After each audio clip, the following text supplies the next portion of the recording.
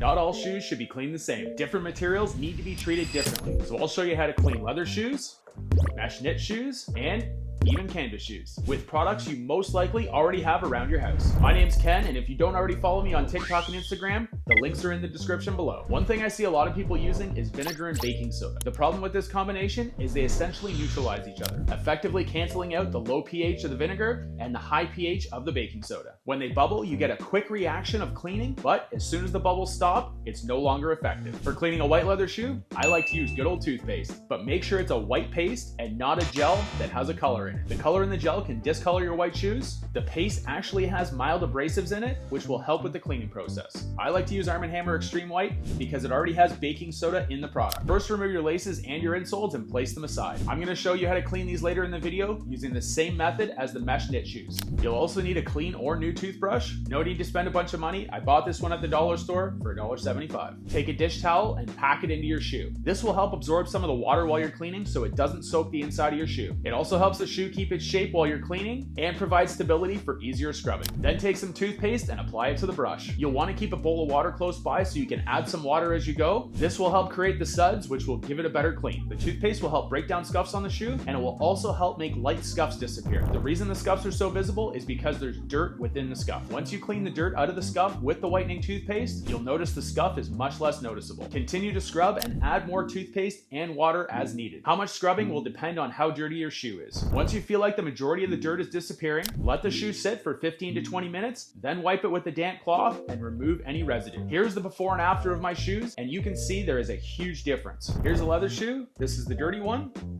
and this is the clean one.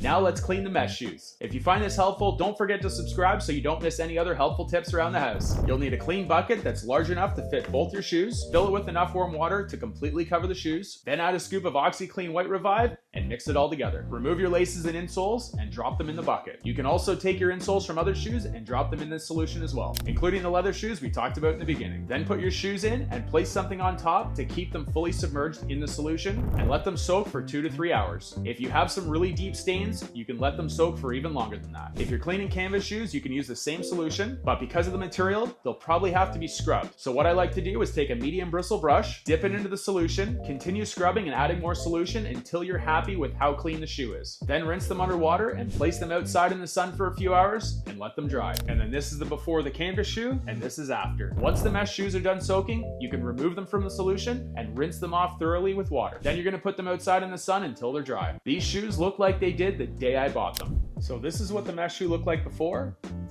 and this is what the clean one looks like. You can even see the difference in the insoles. This is the dirty one, this is the clean one. Download my free home maintenance checklist in the link below. Keep your house running smooth and avoid costly repairs. I'm Ken, and thanks for watching. See you next week.